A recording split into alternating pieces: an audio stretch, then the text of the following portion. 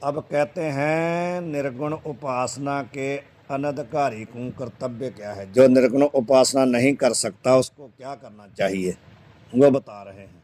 निर्गुण उपासना में जाका अधिकार नहीं ताकू कर्तव्य कहे हैं। जो निर्गुण उपासना नहीं कर सकता उसको क्या करना चाहिए। पहले तो इसकी टिप्पणी ही देख लो नीचे, बाद में और बात करेंगे। यहाँ यह अभिप्राय है जो जिज्ञासु की वेदांत के श्रवण मनन रूप विचार विषय प्रवृत्ति भई है ताको विचार छोड़ के अन्य साधन कर्तव्य नहीं। यहाँ कहने का मतलब क्या है कि जो जिज्ञासु वेदांत के श्रवण मनन में लग गया है ना एक बार, उसको उसको छोड़ के और कुछ करना ही नहीं चाहिए। केवल उसको वेदांत श्रवण मनन और विचार ही करना चाहिए। जो कदाचित सो विचारशील पुरुष विचार को छोड़ के अन्य साधन विषय प्रवृत्त होवेगा तो आरूढ़ पतित होवेगा। उसका नाम क्या होएगा? आरूढ़ पतित। जो अपने वेदांत विचार को छोड़ के कहता है ना कि हो सकता मैं जपजी साहब के 20 पाठ कर लूँ तो मेरे को ज्ञान हो जाए, या कहे सुखनी साहब के 20 पाठ कर लूँ तो ज्ञान हो जाए, कोई कहे कि गीता का अनुष्ठान कर लूँ या उपनिषद का। गीता तो उपनिषद उसमें ही आती है, वेदांत में ही भाव। उससे कोई अन्य कोई शब्द की सिद्धि कोई अपने करने लगता है, कोई कर्मकांड में जुड़ जाता है कि हो सकता है इससे ज्ञान ना हो तो उससे हो जाए। कहते हैं ऐसा कभी हो ही नहीं सकता, वेदांत विचार के बिना हो ही नहीं सकता ज्ञान। तो यदि कोई उसको छोड़ के अन्य साधन में प्रवृत्त होता है तो उसको कहते हैं आरूढ़ पतित। पतित तो हुआ ही है लेकिन आरूढ़ है। और अथवा ताकू करंग लेहड़ी न्याय, करंग लेहड़ी एक न्याय है। और न्याय किया लड्डू गमाए के हाथ चाटने का दृष्टांत। समझ गए? लड्डू छाड़ देता है, लड्डू हाथ ते रखा है, लड्डू तो पासे रखता ते हाथ चटन लग गया। कोई लड्डू नहीं खाता, लड्डू तो जी लगी ना हाथ के उत्ते मिठा उन्होंने चट्टी जाता। इन्हों कहते करंग लेहड़ी न्याय प्राप्त होवेगा जाते सो विचारशील पुरुष दृढ़ बोध पर्यंत विचार करे या कि विचार विषय प्रवृत्ति होवे नहीं ताकू निर्गुण उपासना कर्तव्य है।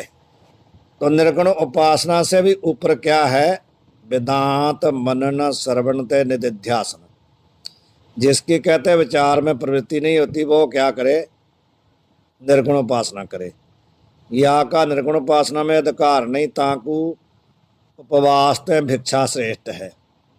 जो निर्गुण उपासना नहीं कर सकता वो क्या करे?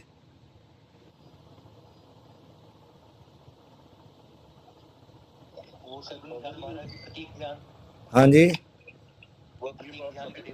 उपवास तय भिक्षा श्रेष्ठ है। व्रत रखने से भिक्षा श्रेष्ठ है। इस न्याय कर सगुण उपासना आदि रूप कर्तव्य है कि जो उपवास नहीं रख सकता वो क्या करे? भिक्षा करे, रोटी खाए। जो व्रत नहीं रख सकता उसको श्रेष्ठ क्या है कि भिक्षा करके भोजन कर ले। तो वो ये न्याय यदि लगाएंगे ना तो इस न्याय के अनुसार यदि वो निर्गुण उपासना नहीं कर सकता तो सरगुण की उपासना कर ले। माया विशिष्ट चेतन रूप कारण ब्रह्म सगुण ईश किम्बा ताके उपलक्षण जे हिरण्यगर्भ वैश्वानर हरि हर गौरी गणेश सूर्य अरु तिनके अवतार रूप कार्य ब्रह्म सगुण ईश कहिए हैं। जितने देवता है ना, जितने देवता टोटल ईश्वर से लेकर के जितने भी देवताओं के लोग उपासना करते हैं वो सब क्या है? सरगुण वो सरगुण ब्रह्म है। कार्य ब्रह्म है या कारण ब्रह्म है? कारण ब्रह्म कौन हुआ? ईश्वर। तो कार्य ब्रह्म कौन हो गए? बाकी जो देवते हैं वो कार्य ब्रह्म है। इन दोनों में से किसी की भी उपासना कर ले। किम्बा तिनकी प्रतिमा आदि रूप प्रतिनिधि तिनके ठिकाने स्थापित जो यहाँ सरगुण ईश कहिए हैं। मूर्ति का नाम ही सगुण ईश्वर है। मुक्ति जो मूर्ति है ना, मूर्ति कहीं भी मूर्ति लगी किसी भी देवता की वो भी सरगुण ईश्वर है। उक्त उपासन में पूर्व पूर्व श्रेष्ठ है। जो दस्से है ना ऊपर जितने उपास्य उनमें से कहते हैं पूर्व पूर्व श्रेष्ठ है। यद्यपि आगे सप्त त्रांग उक्त रीतिकार माया विशिष्ट चेतन रूप कारण ब्रह्म ही ईश्वर पद का मुख्य अर्थ है और सोई उपास्य है, तथापि माया को प्रकृति जाने सारे जगत का उपादान जाने और ब्रह्म को महेश्वर जाने। जो मैं श्रुति आपको कई बार सुना चुका हूं ना, उसका ये अर्थ लिख रहे हैं, मायाम तुम प्रकृति विद्याद माइनम तुम महेश्वरम। ये इसका दे रहे हैं यहाँ पर भाई, जो माया है ना उसको प्रकृति जानो, भाव सारे जगत का उपादान मानो, और ब्रह्म को महेश्वर मानो। ऐसा श्रुति करी माया विशिष्ट चेतन तय भिन्न वस्तु के अभाव ते श्री विद्यारण्य स्वामी ने सर्वमत से अविरुद्ध ईश्वर का चित्रदीप विषय निरूपण किया है, ताकि अनुसार हिरण्यगर्भादिक सर्व उपास्य वस्तु भी ईश कहिए हैं। ये विद्यारण्य स्वामी जी का है पंचदशी में ऐसा विचार। अब चलते हैं मूल में। पंचदशी जब पढ़ेंगे तो इसका अर्थ शुद्ध हो जाएगा। चित्रदीप में लिखा हुआ है।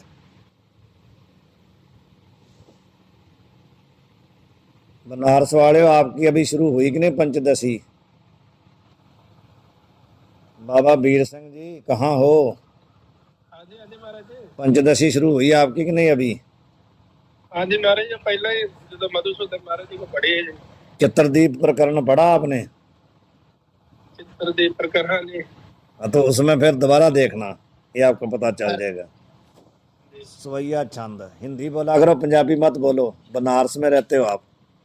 जी महाराज जी। ये पुस्तक हिंदी की है, इसको हिंदी में पूछना, हिंदी में बताना है। ठीक है महाराज। सवैया छंद जो जह निर्गुण ध्यान न हुए।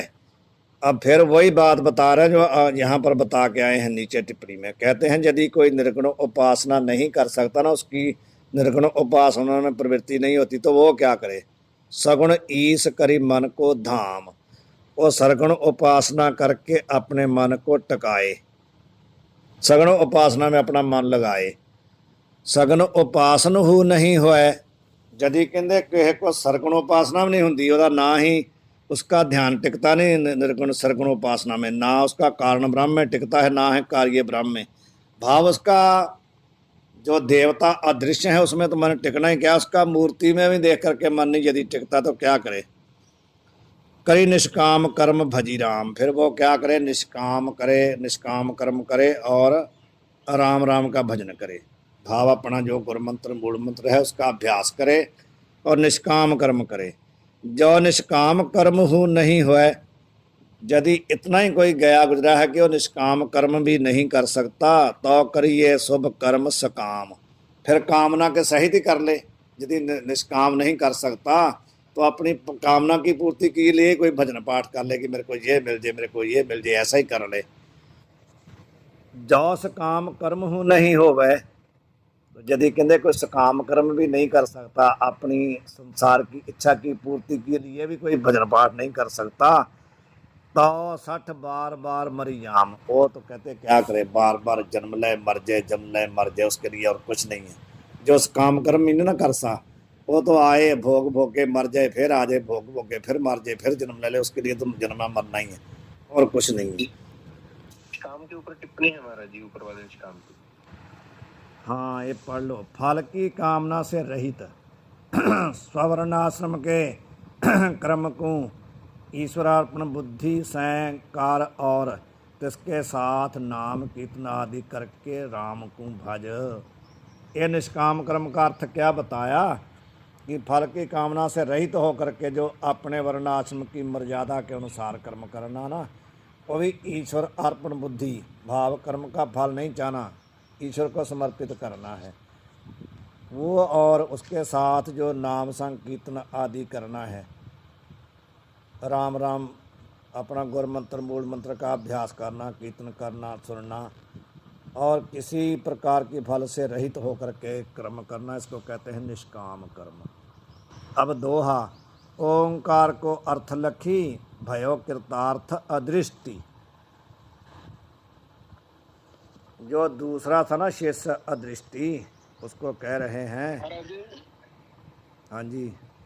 जैसे राम का नाम लेते ये कर्म में आता है कि हमारा ये अलग आता है? कर्म में, कर्म में जो भी हम जप करते हैं सब कर्म में ही आता है। किसी प्रकार का भी जो जप है वो कर्म में आता है। जो हम पढ़ रहे हैं ये भी कर्म है, ये भी कर्म है। ओंकार को अर्थ लखी। कहते जब ओंकार का अर्थ गुरु जी से सुन लिया ना, तो जो तीनों भाई गए थे ना गुरु जी के पास, राजा के पुत्र, उसमें से जो अदृष्टि था, अदृष्टि, वो तो कहते कृतार्थ हो गया। एक का नाम अदृष्टि था, वो तो कहते कृतार्थ हो गया, कृत्य कृत्य हो गया, उसको कुछ नहीं और चाहिए। पढ़े जो या ही तरांगती ही दादू करहु सुदृष्टि।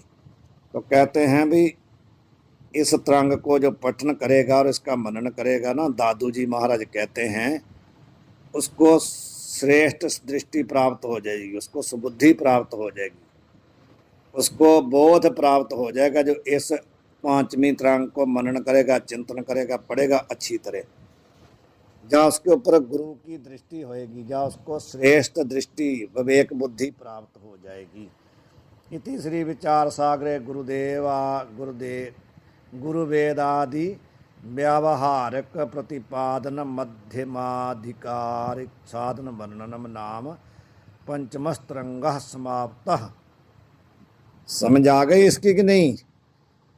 श्री विचार सागर में गुरु वेद आदि व्यावहारिक प्रतिपादन, गुरु और वेद के द्वारा जो व्यवहार का, संसार का, नाम मूल प्रपंच का जो प्रतिपादन किया गया है, मध्यमाधिकारी, जो मध्यम अधिकारी है, जो अदृष्टि है वो मध्यम अधिकारी है।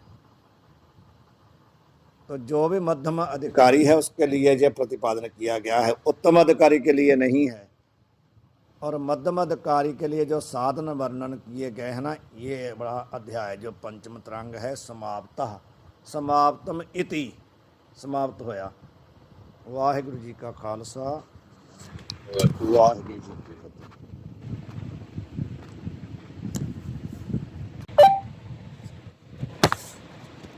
श्री विचार सागर षष्ठ तरंगः अथ श्री गुरु वेदादि साधन मिथ्या वर्णनम। अब क्या कह रहे हैं? अथ भाव पंचम तरंग के अनंतर गुरु वेद आदि जितने साधन है ना, मोक्ष के ही साधन है, गुरु भी तो वेद भी, सभी साधनों को कहते हैं मिथ्या वर्णन करेंगे। जहां पर ये सब मिथ्या है। तो दोहा, चेतन भिन्न अनात्म सब, मिथ्या स्वप्न समान। अब कहते हैं कि जो चेतन है ना, सचेत आनंद ब्रह्म, उससे अन्यत्र जो कुछ भी है अनात्म पदार्थ, वो सब क्या है? मिथ्या है। कैसे मिथ्या है? स्वप्न समान। जैसे स्वप्न के पदार्थ क्या है? मनोमय है, मायामय है, मिथ्या है ना, वो किसी काम में नहीं आते। केवल स्वप्न जब तक है तब तक प्रतीत होते हैं, स्वप्न से पहले भी नहीं, स्वप्न के बाद में भी नहीं। इसलिए क्या है, वो जितना स्वप्न का पदार्थ है सब मिथ्या है।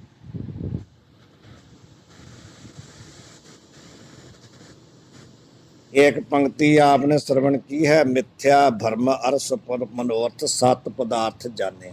सुनी है ना सबने, कि नहीं सुनी किसी ने? सब गोविंद है, सब गोविंद है। उसमें एक पंक्ति आती है, मिथ्या भ्रम अर स्वप्न मनोर्थ सात पदार्थ जाने। वहां पर नामदेव जी महाराज कहते हैं कि मिथ्या स्वप्न, स्वप्न का मिथ्या पदार्थ, मिथ्या भ्रम, और क्या है? जो भ्रांति के पदार्थ है और स्वप्न के पदार्थ है, उनको सत्य मान लिया है वो भ्रांति। जैसे स्वप्न के पदार्थ भ्रांति है, ऐसे जागृत के पदार्थ भी भ्रांति है, पर उसको अज्ञानी जीव जो है सत्य मानता है। मिथ्या भ्रम और स्वप्न मनोर्थ, मनोमय पदार्थ और स्वप्न के भ्रांति पदार्थ सब मिथ्या है। यूं सुनी बोल्यो तीसरो तर्क दृष्टि मतिमान। जब इस प्रकार गुरु जी ने कहा, दृष्टि, अदृष्टि और तर्क दृष्टि, तीन है ना शिष्य, तीन भाई हैं, तीन शिष्य हैं। जो दृष्टि है बड़े वाला वो उत्तम अधिकारी है, जो तत्व दृष्टि है वो मध्यम अधिकारी है, जो तर्क दृष्टि है वो क्या है, कनिष्ठ अधिकारी। अब पहले तो जो चतुर्थ तरंग था उसमें उत्तम अधिकारी को उपदेश दिया, पंचम तरंग में मध्यम अधिकारी जो तत्व दृष्टि था उसको उपदेश दिया। अब जो छेमा तरंग है इसमें जो कनिष्ठ अधिकारी है ना तर्क दृष्टि, उसको उपदेश देंगे। तो जब कहते हैं गुरु जी ने इस प्रकार बोला भी जितने मतलब चेतन से भिन्न अनात्म पदार्थ है सब मिथ्या है स्वप्न की तरह, तो इस प्रकार गुरु जी से सुन करके जो तर्क दृष्टि था बुद्धिमान तो वो भी था, तो वो फिर बोला, उसने प्रश्न किया। तो पहले इसकी टीका पढ़ें। चतुर्थ तरंग में उत्तम अधिकारी को उपदेश का प्रकार कहया, पंचम तरंग में मध्यम अधिकारी को कहया, या तरंग भाव जो ये षष्ठ तरंग है छेमा तरंग, इसमें कनिष्ठ अधिकारी को उपदेश का प्रकार कहे हैं। जाकू शंका बहुत उपजय ताकि यद्यपि बुद्धि तीव्र होवे है तथापि वह कनिष्ठ अधिकारी है। शंका तो उसी को उत्पन्न होती है जिसकी बुद्धि तीक्ष्ण होती है, और जिसको कहते हैं बहुत ज्यादा शंका होती है ना गुरु और वेद वचनों में, वो कनिष्ठ अधिकारी ही होता है, उत्तम अधिकारी नहीं होता। यह तरंग युक्ति प्रधान है, या ते सुने अर्थ में या को तर्क उपजे ताकू इस तरंग का उपयोग है। महावाक्य का उपदेश श्रवण कर लिया, गुरु से सुन लिया, श्रवण कर लिया, पर फिर भी उस सुने हुए उपदेश पर जिसको तर्क उत्पन्न होती है ना, जैसे आजकल का जो चलन चालन है उसकी बात करते हैं, शंका उत्पन्न हो गई या किसी ने सुन लिया कि गुरु ने तानकल गीता गुरु महाराज जी ने लिखे हैं क्या चरित्र, तो चरित्र पढ़ भी लिए, सुन भी लिए, संध्या भी कर ली, तब भी तर्क दृष्टि है कि ये गुरु जी कह नहीं सकते, गड़बड़ है कुछ, ऐसी शंका हो गई ना। तो जब ऐसी शंका होगी जिसको वो कनिष्ठ अधिकारी है, उत्तम अधिकारी नहीं है। भाई संतोख सिंह जी ने जो लिखा है और पढ़ा भी है, उसकी संध्या की भी है, तब भी को तर्क हो गई मन में भी ये भाई साहब लिख नहीं सकते, ये तो पंडितों ने लिखा है। रागमाला पढ़ ली है, रागमाला के ऊपर शंका हो गई कि रागमाला गुरु जी की कृत नहीं है, तो इसलिए क्या हुआ, कुतर्क हो गई। जो कुतर्क होती है ना गुरु वेद वचनों पर, जिस आदमी को होती है उसको उत्तम अधिकारी नहीं मान सकते, वो कनिष्ठ अधिकारी है। तो ऐसा जो कुतर्क करने वाला कनिष्ठ अधिकारी है, तांगो उपदेश का प्रकार या तरंग में है, ये तरंग का उपदेश उसके लिए है जो कनिष्ठ अधिकारी है। पहले तरंग में प्रणव उपासना और जगत की उत्पत्ति निरूपण से पूर्व यह कहया, जो चेतन से भिन्न अज्ञान और ताका कार्य अनात्म कहिए है, सो अनात्म पदार्थ सारे स्वप्न की न्यायी मिथ्या हैं। यह उत्तम अधिकारी को कहा था। यहाँ पर अभी कह के आए हैं ना प्रण की उपासना और जगत की उत्पत्ति, उससे भी पहले तरंग में भाव चतुर्थ तरंग में वहाँ उत्तम अधिकारी को कहा था कि जो चेतन से भिन्न जितना अज्ञान और अज्ञान का कार्य है ना, वह स्वप्न की न्यायी मिथ्या है। इस वार्ता को सुन के दोनों भाइयों को प्रश्न उपराम देख के, जो उसके दोनों बड़े भाई थे ना, वो तो दोनों ये प्रश्न करके इनका उत्तर मिलने पर वो दोनों मौन हो गए, उनको समझ आ गई। तो जब वो दोनों मौन हो गए, जो तीसरा भाई है ना तर्क दृष्टि, वो फिर प्रश्न करता है, स्वप्न दृष्टांत से जागृत पदार्थ मिथ्या संभव नहीं। तर्क दृष्टि का प्रश्न क्या है, क्या कहता है दोहा, पहली जाने वस्तु की सिमरते स्वप्न में होए, जागृत में अज्ञान अति ताही लखे नहीं कोई। उसने यह प्रश्न किया। वो प्रश्न ये करता है कि गुरुजी महाराज, जो वस्तु पहले देखी होती है ना, उसी की ही स्मृति होती है। आप कहते हैं कि स्वप्न के पदार्थ जैसे मिथ्या हैं, ऐसे ही जगत के पदार्थ भी मिथ्या हैं। वो कह रहा मेरा प्रश्न है कि जो वस्तु पहले देखी होती है ना, उसकी ही स्वप्न में स्मृति होती है। तो कहने का तात्पर्य उसका क्या है कि स्वप्न के पदार्थ झूठे नहीं हैं।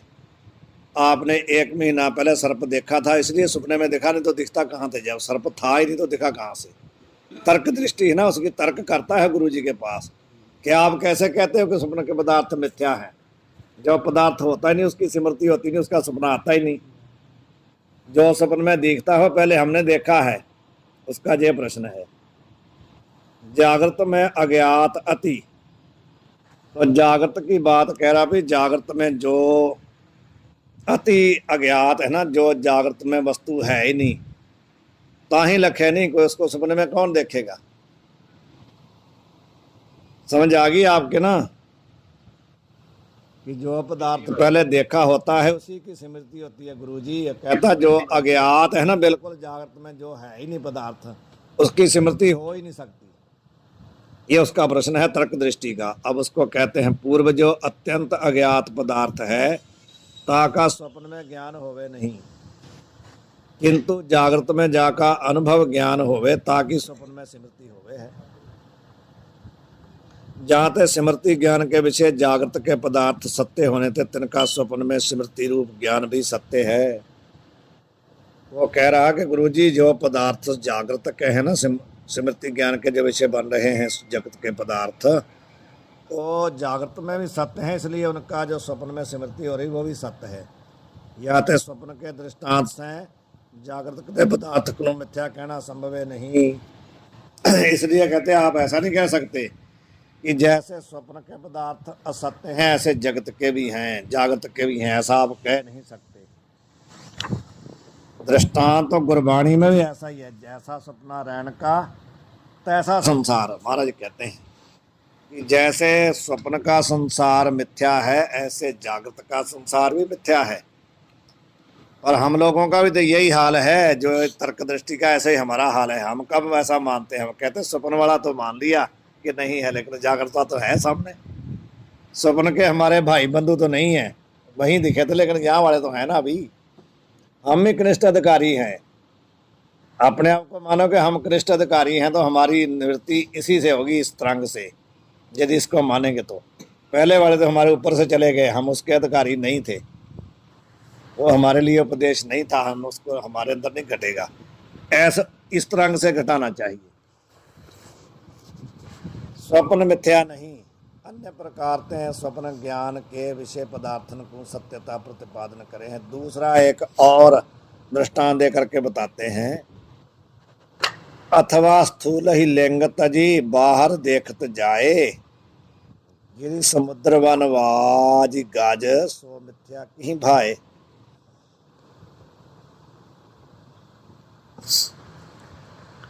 अब कहता है अथवा दूसरे प्रकार से, स्थूल ही लिंग तज, स्थूल ही लिंग का अर्थ क्या है? स्थूल शरीर, लिंग भाव शरीर। जब भी कोई स्वप्न देखता है तो स्थूल शरीर तो यहीं पड़ा रहता है ना, उसको साथ में लेकर के थोड़ी किसी नहाने जाता है। स्वप्न में तो कहीं स्नान कर रहा है, लेकिन शरीर जहाँ पड़ा है। स्वप्न में भी देखो क्या होता है, एक शरीर तो यहाँ पड़ा है, स्वप्न में 2 शरीर और दिख रहे हैं। एक स्नान कर रहा, दूसरा बाहर खड़ा कपड़े लेकर के भी खड़ा है। वो कहाँ से आ गए भाई 2? जो असली था तो यहाँ पड़ा है, स्वप्न में 2 शरीर और दिख रहे हैं। एक तो अपने साथियों के साथ स्नान कर रहा है, दूसरा बाहर कपड़े लेकर के खड़ा है, तो वो कहाँ से आ गया भाई? कहते हैं कि स्थूल शरीर को छोड़ करके बाहर देखते जाए। स्वप्न में क्या है? इस शरीर से निकल करके किस किस को देखने जाता है? गिरी, पहाड़ को, समुद्र को, वन को, घोड़े हैं, हाथी हैं इत्यादि सब देखता है ना, शरीर को छोड़ के बाहर जाता है। तो कहते हैं भी बाहर जाता है तो वो सब क्या है जो बाहर देखने जाता है स्वप्न के पदार्थ, वो मिथ्या कैसे हो गए? वो कहता है गुरुजी को कि गुरुजी महाराज ये वाला शरीर जहाँ पड़ा है, तो इसको छोड़ के बाहर देखने जाता है ना, वहाँ जाके हाथी घोड़े आदि देखता है, तो मिथ्या कैसे हो गए? जब हाथी घोड़े वहाँ हैं तभी तो हैं, नहीं तो दिखेंगे कहाँ से? तो जागृत के पदार्थ की स्वप्न में स्मृति नहीं। दूसरी बात और कहता है, क्या आप कहोगे कि जागृत के पदार्थों के स्वप्न में स्मृति नहीं होती?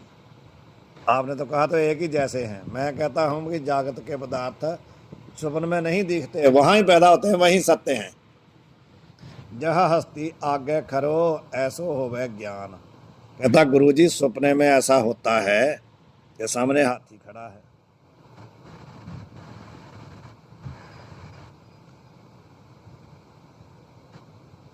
सामने जब भी दिखता है तो कहते दिखता तो ऐसा ना भाई हाथी खड़ा है सामने, ऐसा ज्ञान होता है। स्वप्न माँ ही स्मृति रूप सो कैसे हो सुजान। गुरु जी बताइए कि हाथी तो सामने पूरा खड़ा हुआ दिखता है, आप कैसे कहते हो कि ये हाथी नहीं है? हाथी तो है सामने, कैसे आप कह सकते हैं कि ये सब जागृत के हाथी की स्मृति है? ऐसा नहीं हो सकता, बताओ आप। जो सामने खड़ा है स्वप्न माँ ही स्मृति रूप सो, स्वप्न में आप कहते हैं वो स्मृति रूप है। यदि जागृत के पदार्थ की स्वप्न में नहीं होती प्रतीति तो फिर हाथी कहाँ से आ गया? कह रहा है कि जागृत में यदि हाथी देखा था तभी तो जहां दिखा, तो जागृत में जो होगा वो स्वप्न में दिखेगा, जो जागृत में नहीं होगा स्वप्न में नहीं दिखेगा। पूर्व काल संबंधी पदार्थ का ज्ञान स्मृति होवे है। जैसे पूर्व देखे हस्ती की सो हस्ती ऐसी स्मृति होवे है। यह हस्ती सन्मुख स्थित है ऐसा ज्ञान स्मृति नहीं। समझ आ गई बात?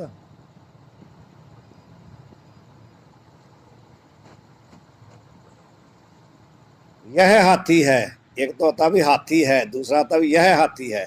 कहते हैं हाथी है, ये तो बात हमने मान लेते कि स्मृति है, लेकिन यह हाथी है ऐसा कहेंगे तो इसको स्मृति नहीं मानेंगे। ये तो प्रत्यक्ष है ना। जब वैसे हमने स्वप्न में बोला भी हाथी है तो ये तो कहते हैं मान लिया कि हमारे को याद आई है, लेकिन जब कहा भी ये हाथी खड़ा है तो फिर कहते हैं याद कहाँ, फिर तो सामने खड़ा है। स्वप्न में तो यह हस्ती आगे स्थित है, यह पर्वत है, यह नदी है ऐसा ज्ञान होवे है। यहाँ ते जागृत में देखे पदार्थन की स्वप्न में स्मृति नहीं किंतु हस्तियाद का प्रत्यक्ष ज्ञान है। कहता गुरुजी ये स्मृति नहीं है, ये तो प्रत्यक्ष ज्ञान है, सामने दिखते हैं वो तो। जो ऐसे कहें जागृत में जाने पदार्थन का ही स्वप्न में ज्ञान होवे है, अज्ञात पदार्थ का ज्ञान नहीं होवे। यहाँ ते जागृत पदार्थ के ज्ञान के संस्कार ते स्वप्न के ज्ञान की उत्पत्ति होवे है। संस्कार जन्य ज्ञान स्मृति कहिए है, यहाँ ते स्वप्न का ज्ञान स्मृति रूप है। यदि कोई कहते इस प्रकार कहता है ना कि जागृत में जो पदार्थ होता है उसकी स्मृति स्वप्न में होती है, जो पदार्थ जागृत में नहीं होता उसकी स्मृति नहीं होती। यहाँ ते जागृत पदार्थ के ज्ञान के संस्कार तय स्वप्न के ज्ञान की उत्पत्ति होवे है। इससे सिद्ध क्या हुआ कि जागृत के जो पदार्थ थे वो तो जागृत में देखे तो खत्म हो गए, लेकिन उनका संस्कार अंदर, उनकी वासना अंदर बैठ गई है। उस वासना से ही ज्ञान की उत्पत्ति होती है स्वप्न में। संस्कार जन्य ज्ञान स्मृति कहिए है। तो संस्कार से उत्पन्न जो ज्ञान होता है उसको स्मृति कहते हैं। जहाँ ते स्वप्न का ज्ञान क्या है? स्मृति रूप है। सो शंका बने नहीं, वो शंका नहीं बनती। काहे ते प्रत्यक्ष ज्ञान दो प्रकार का होवे है, एक अभिज्ञा रूप प्रत्यक्ष होवे है, दूसरा प्रतिभिज्ञा रूप प्रत्यक्ष होवे है। ये भी वीरेंद्र सिंह जी तर्क संग्रह का विषय है, वहाँ ही आएगा। वहाँ दीपिका में इसको अच्छी तरह खोला है कि अभिज्ञा क्या है, प्रतिभिज्ञा क्या है। लेकिन यहाँ फिर भी बता रहे हैं संक्षेप से, केवल इंद्रिय संबंध तय जो ज्ञान होवे है सो अभिज्ञा इंद्रिय सो अभिज्ञा प्रत्यक्ष है। जो इंद्रिय का संबंध होता ना सीधा किसी पदार्थ से, वो जो ज्ञान होता है उसको कहते हैं अभिज्ञा प्रत्यक्ष। जैसे दृष्टांत दे रहे हैं, नेत्र के संबंध से हस्ती का ज्ञान कैसा हुआ? जह हस्ती है ऐसा ज्ञान क्या है? अभिज्ञा प्रत्यक्ष। पूर्व ज्ञान के संस्कार तय जो इंद्रिय संबंध तय जो ज्ञान होवे सो प्रतिभिज्ञा प्रत्यक्ष कहिए है। जैसे पूर्व देखे हस्ती का सो हस्ती यह है ऐसा ज्ञान होवे सो प्रतिभिज्ञा प्रत्यक्ष कहिए है। समझ आ गई ना? प्रतिभिज्ञा का द्वारा बताइए महाराज जी, ऊपर वाला तो पता लग गया। प्रतिभिज्ञा का मतलब पता क्या है? पहले आपने कोई आदमी देखा था दिल्ली में 6 महीने पहले, तो आपको संस्कार पड़ गए उसके, तो 6 महीने के बाद वो आदमी अमृतसर मिल गया आपको, तो आपने कहा ये वही आदमी है जो दिल्ली में था, ऐसा ही कहेंगे ना, ये वही आदमी जो दिल्ली में था। सीधा संबंध तो नहीं हुआ, सीधा संबंध थोड़ी हुआ है। संबंध होने के साथ पिछले वाले संस्कार जागृत हो गए, संबंध तो अभी भी हुआ है। आपने आंखों से देखा वही आदमी, लेकिन आंखों से देखने से आपको नहीं पता चला कि ये कौन है। पूर्व वाले संस्कार आपके अंदर आ गए, ये वही आदमी है।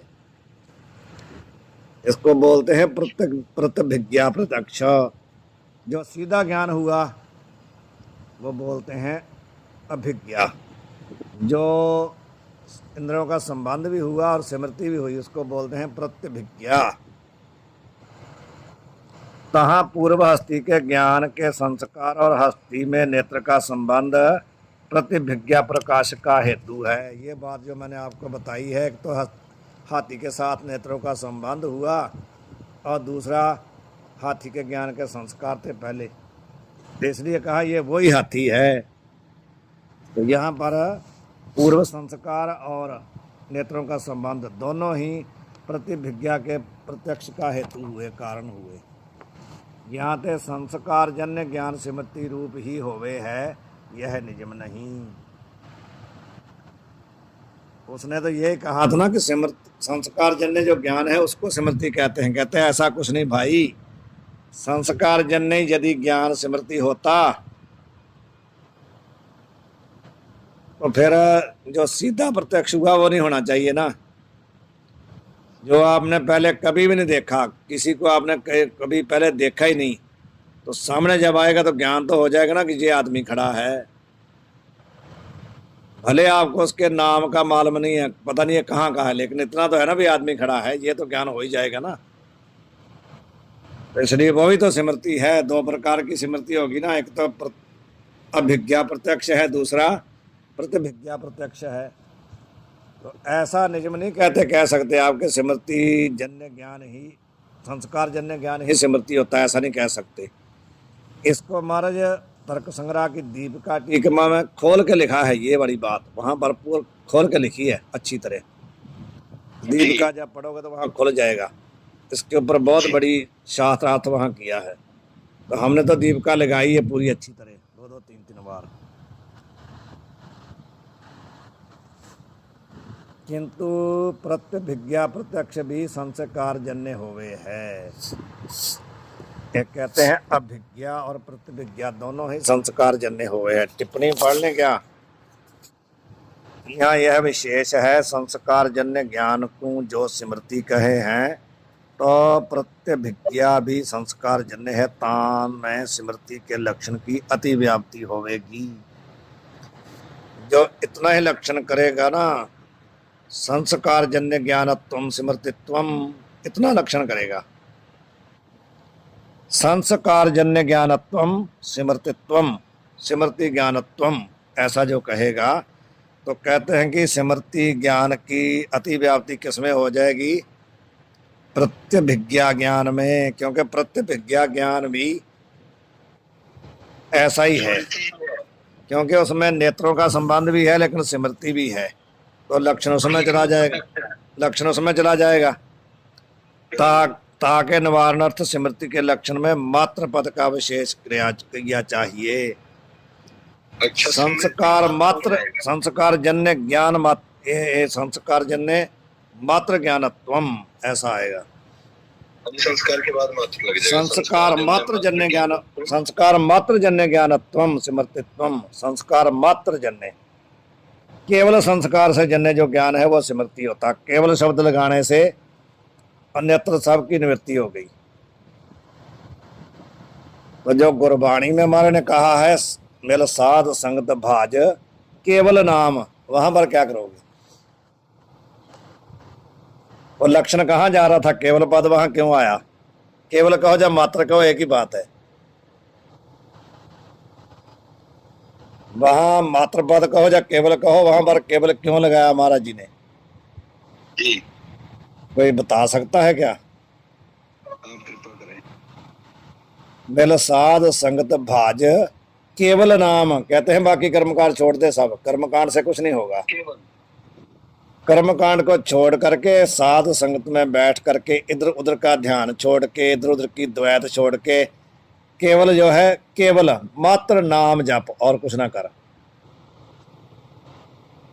जे संगत में बैठा है, आया था संगत करने, तो उसका ध्यान बाहर है कि कब घंटी लगेगी, कब भोग लगेगा, तब हम जलेबी खाएंगे, तो केवल नहीं ना हुआ।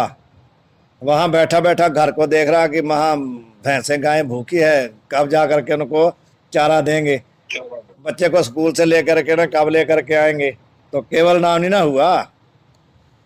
अन्यत्र जितनी वृत्ति है सबको त्याग करके केवल नाम में वृत्ति धारो, उसको कहते हैं साध संगत भाज केवल नाम। कभी व्याख्या करोगे तो वहां आपको ये बात आनी चाहिए। इसलिए मैंने पहले भी बोला कि जो जहां से उतर जाएगा उधर से इधर आएगा, उसी को कहेंगे कि ये दोनों तरह का ज्ञानी है, एक तरह का नहीं है। वहां की व्याख्या करता तो सीधा उपनिषद में आ जाए, तो उपनिषद पढ़ता तो सीधा गुरु ग्रंथ साहब की व्याख्या में चला जाए। ऐसी गति होनी चाहिए दोनों में। अब मात्र बात आते ही हमारा ध्यान वहां चला गया कि केवल वहां क्यों लगाया गया भाई, वहां भी तो उसका कोई अर्थ है ना केवल लगाने से। नहीं तो मेरे साध संगत भज केवल नाम ना कह दे, भज नाम कह देंगे। ऐसा क्यों कहा, केवल कहा तो सबकी वृत्ति जो है, अन्यत्र जितनी वृत्ति है उसको रोक करके। स्वप्न में हस्ती आदिकन का ज्ञान केवल संस्कार जन्य नहीं, किंतु निद्रा अभी है, कुछ छूट गया। अच्छा नीचे वाला अच्छा, जो संस्कार मात्र जन्य ज्ञान को स्मृति कहें तो संस्कार मात्र रूप सामग्री को अनुभव नाश के अन्यत्र सदा विद्यमान होने ते सदा स्मृति हुई चाहिए। इस दोष के निवारणार्थ स्मृति के लक्षण में उद्भूत पद का भी निवेश किया चाहिए। एक और अतिव्याप्ति कहते ठीक है, आप मात्र पद आपने लगा दिया कि संस्कार मात्र से जन्य जो ज्ञान होता है वो स्मृति होती है, इतना कहते हैं आपने लक्षण किया। जो इतना लक्षण करते हो तो संस्कार मात्र रूप सामग्री को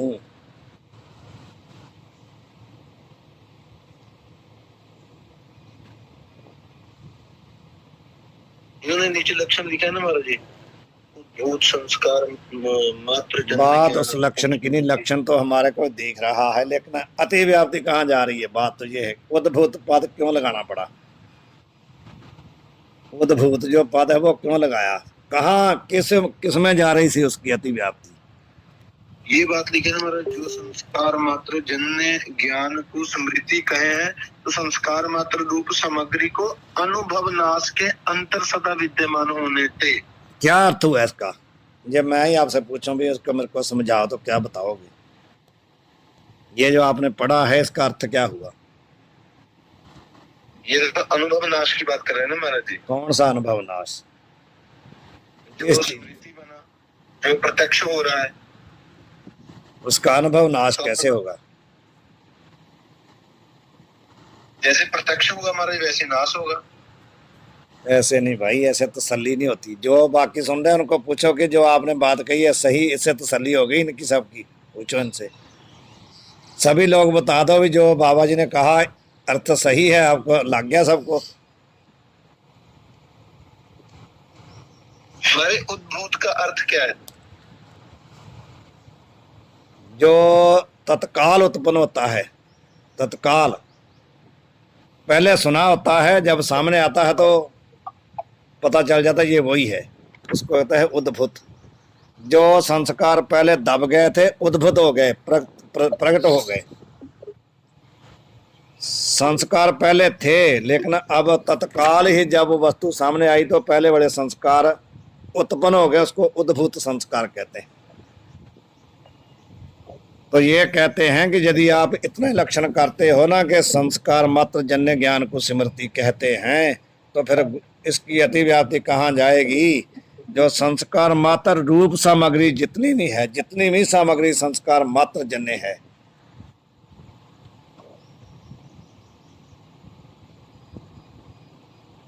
एक बार मानो आपको संस्कार हो गया हाथी का, हाथी आपने देखा था तो उसका भी आपको संस्कार है, घोड़ा भी आपने देखा, भैंस भी देखी, गाय भी देखी, जितने पदार्थ। म्यूट कर लो जी, बॉम्बे वालों म्यूट करके सुनो जी, म्यूट कर लो आप।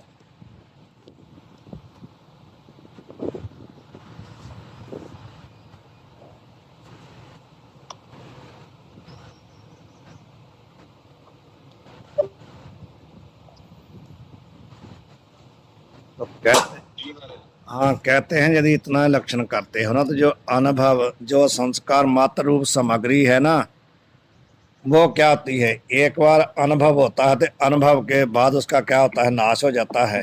अनुभव नाश हो गया ना, अनुभव तो 2 मिनट के लिए होता है ना, उसके बाद अनुभव का नाश हो गया। मानो हाथी आपने देखा, 2 मिनट आपको उसका ज्ञान रहा जब तक सामने था, जब आप वो हाथी से अलग हो गए तो अनुभव तो आपका नाश हो गया ना। समझते हैं कि नहीं बात। मानो हाथी को आपने देख लिया तो आप हाथी से हट के दूसरी तरफ चले गए तो हाथी का अनुभव तो उसी समय नाश हो गया ना, लेकिन आपका अनुभव नाश हो गया, हाथी तो नहीं मरा, हाथी तो वही है ना। समझते हैं कि नहीं। अनुभव नाश के अनंतर ऊपर बिंदी लगाओ,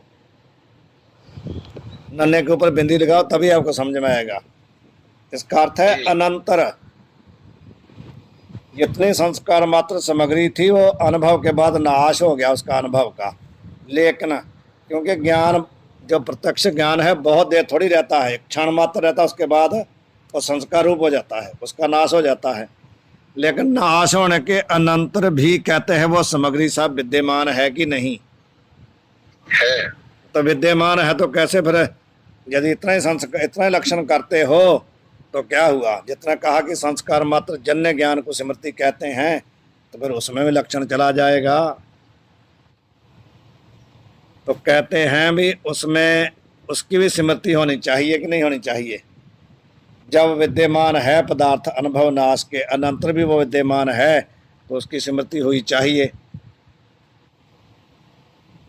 यदि आपने इतना ही लक्षण किया कि संस्कार मात्र जन्य ज्ञान को स्मृति कहते हैं तो संपूर्ण जितनी सामग्री संस्कार से जन्य है सबकी स्मृति होनी चाहिए। तो कहते हैं जैसे मानो आपको स्वप्न में हाथी की स्मृति होगी तो हाथी दिख गया, तो कहते हैं बाकी जो जितनी चीजें आपने देखी थी ना जागृत में वो भी तो अभी हैं, उनका सबका एक ही बार स्मरण होना चाहिए। इसलिए कहते हैं जहां पर लक्षण में क्या करना पड़ेगा, उद्भूत पद का भी निवेश करना चाहिए। तो जो संस्कार जितने आपने पदार्थ अनुभव किए हैं ना, भले उनका नाश हो गया, संस्कार तो आपके अंदर सबके ही बैठे हैं, परंतु होता क्या है, जो उद्भूत संस्कार होते हैं ना, जो प्रबल संस्कार होते हैं वो उठ जाते हैं तो उनकी स्मृति हो जाती है, बाकी संस्कार दबे रहते हैं तो उनकी स्मृति नहीं होती। तो इसलिए स्मृति के लक्षण में उद्भूत संस्कार मात्र जन्य ज्ञान स्मृति ऐसा करना चाहिए। समझ आ गई आपको कि नहीं। जी महाराज जी, पर लेकिन अगर ये भी मात्र कह देते संस्कार मात्र जन्य ज्ञान तो हम स्मृति तो ठीक तो था महाराज जी, इसमें दोष क्या जा रहा है, क्योंकि उत्पन्न होने वाला संस्कार ही तो उसमें रह रहा है, इसमें अलग देने की पद नहीं नहीं नहीं, आप समझे नहीं, आप पहले शंका को समझो, शंका को पहले समझो। वो कहते हैं भी संस्कार मात्र जन्य जितनी भी सामग्री है टोटल संपूर्ण। म्यूट कर लें जी सब।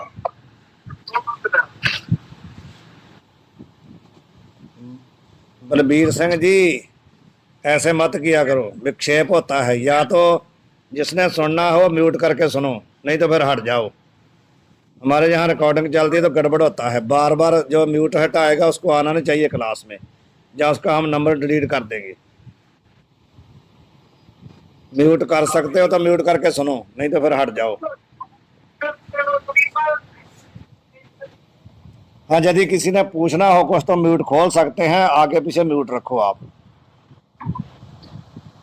माता जी आप भी, अल्पना जी आप भी म्यूट कर लो, यदि कोई पूछना हो तो फिर खोल लेना। बलबीर सिंह जी आप भी म्यूट करो। जी महाराज जी। हाँ जी महाराज, समझ में ये बात, पहले शंका जो उसको पहले समझो कि कहते हैं, यदि आपने इतने कहा कि संस्कार मात्र जन्य ज्ञान को स्मृति कहते हैं, तो जितनी संस्कार मात्र जन्य जितनी सामग्री है ना, जितनी भी टोटल, कोई एक की बात नहीं है, सभी सामग्री को कहते हैं अनुभव नाश के अनंतर सदा विद्यमान होने थे। सभी सामग्री का अनुभव तो नाश हो गया, लेकिन सामग्री तो वही बची हुई है ना उसके बाद भी। संस्कार संस्कार तो उसके बचे हुए हैं कि नहीं? बचे हैं। तो जो संस्कार हैं एक पदार्थ का ही फिर अनुभव क्यों हो रहा? स्मृति एक की क्यों हो रही? सबकी होनी चाहिए। संस्कार तो सबके बैठे हैं ना, अनुभव नाश हो गया, लेकिन संस्कार तो विद्यमान है ना संपूर्ण पदार्थों के। तो सभी पदार्थों की स्मृति होनी चाहिए आपके लक्षण के हिसाब से, लेकिन होती नहीं है, सबकी ना होती। इसलिए कहते हैं कि लक्ष्य जो अच्छा, यहाँ जो उद्भव इसलिए दे दिया कि जो संस्कार उत्पन्न होगा उसी का ज्ञान होगा। वही तो मैं समझा रहा हूँ कि संस्कार तो संपूर्ण हमारे अंदर बैठे हैं, लेकिन स्मृति किसी एक की हो रही है। तो उन्होंने कहा उद्भूत साथ में शब्द पद लगाओ कि संस्कार जो प्रबल था ना, जो उत्पन्न हो गया, उसकी स्मृति हो गई, बाकी बैठे हैं उनकी स्मृति नहीं हुई। ठीक है महाराज, मैं तो इसीलिए प्रश्न बनाया था कि ये जो संस्कार तो पहले सब तो बैठे ही हैं, तो उद्भूत देने का क्या महत्व है? उद्भूत इसलिए दिया जो संस्कार उत्पन्न हुए तत्काल उसकी स्मृति हो गई, जो दबे बैठे हैं उनकी स्मृति नहीं हुई। जैसे आपने बताया कि व्यक्ति दिल्ली में मिला था और दोबारा मिला, तो वो जो अनुभव उद्भुत हुआ, वहां पर जो संस्कार था दिल्ली वाला ना, उसको देखते ही उद्भुत हो गया। लेकिन बाकी बहुत लोग देखे हैं संसार में, वो सामने आए कोई भी नहीं आया। यही बात है, उनका संस्कार दबा हुआ, उद्भूत नहीं हुआ जी। ये लग गया ना? जी लग गया महाराज, ये लग गया। अब इतना ही रहने दे महाराज। ठीक है, वाहिगुरु जी का खालसा, वाहिगुरु जी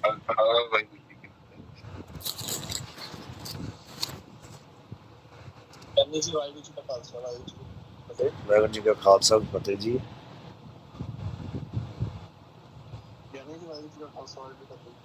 खालसा फतेह जी। हेलो। हाँ जी, हाँ जी। बाबा जी मैं कल तो नवा आया, बाबा मैं कल आ गया, पहले तो हम की शुरू करना चाहिए कि करना चाहिए साथ में बेनती इस तरह ਤੁਹਾਨੂੰ ਬਾਬਾ ਜੀ ਸਾਰਕ ਤਾਵੜੀ ਤੋਂ ਚੱਲਣਾ ਪਊਗਾ। ਮੈਨੂੰ ਬਾਬਾ ਜੀ ਪੜਾ ਰਹੇ, ਕੁਝ ਵੀ ਸਮਝ ਨਹੀਂ ਆ ਰਿਹਾ, ਉਸ ਦਾ ਕਲਾਸ ਚੱਲਣਾ ਬੈਠਾ ਨਹੀਂ ਸਮਝ ਨਹੀਂ ਆਉਣਾ ਤੁਹਾਡੇ, ਇਹ ਨਹੀਂ ਸਮਝ ਆਉਣਾ, ਕਿਉਂਕਿ ਪਰ ਬਾਕੀ ਬਾਬਾ ਜੀ ਇੰਨਾ ਜਿਹੜਾ ਮੇਰੇ ਕੋਲ ਨਾ ਸਮੇਂ ਦਾ ਅਭਾਵ ਬਹੁਤ ਚੱਲ ਰਿਹਾ ਜੀ। ਤਤਕਾਲ ਹੁਣ ਜਿਹੜੇ ਗ੍ਰੰਥ ਚੱਲ ਰਹੇ ਨਾ, ਉਹਨਾਂ ਵਿੱਚ ਹੀ ਤੁਹਾਨੂੰ ਬੈਠਣਾ ਪੈਣਾ ਫਿਲਹਾਲ। ਤਾਂ ਹੁਣ ਥੋੜੇ ਦਿਨਾਂ ਨੂੰ ਆਪਾਂ ਇੱਕ ਗ੍ਰੰਥ ਹੁੰਦਾ ਵਿਚਾਰਮਾਲਾ, ਉਹ ਸ਼ੁਰੂ ਕਰਨਾ ਵਾ। ਉਹਦੇ 'ਚ ਤੁਸੀਂ ਬੈਠ ਸਕਦੇ ਹੋ, ਕਿਉਂਕਿ ਸਾਰ ਕਿਤਾਬ ਲਈ ਪਹਿਲਾਂ ਪੜ੍ਹਾਈ ਜਾ ਚੁੱਕੀ ਹੈ, ਜਾਂ ਤਾਂ ਤੁਸੀਂ ਉਹ ਸੁਣ ਲਓ। YouTube ਕੋਈ ਨਹੀਂ, ਇਹਦੇ 'ਤੇ ਹੀ ਆ, ਇਹਦੇ 'ਚ ਹੀ ਮਤਲਬ ਗਰੁੱਪ ਦੇ ਵਿੱਚ ਪਈ ਆ ਸਾਰੀ, ਜਾਂ ਤਾਂ ਪੁਸਤਕ ਲਿਆ ਕੇ ਤੇ ਉਹਨੂੰ ਨਾਲ ਨਾਲ ਸੁਣ ਲਓ। ਅੱਜ ਹੀ ਲਿਆਉਣਾ ਬਾਬਾ ਜੀ, ਫੋਨ ਦੇ ਵਿੱਚ ਪਈ ਬਸ ਅੱਜ ਤੱਕ ਕਰਦਾ। ਹਾਂ, ਤੇ ਸਾਰ ਕਿਤਾਬ ਲਈ ਸਾਰੀ ਜਿਹੜੀ ਆ ਪਹਿਲਾਂ ਪੜ੍ਹੀ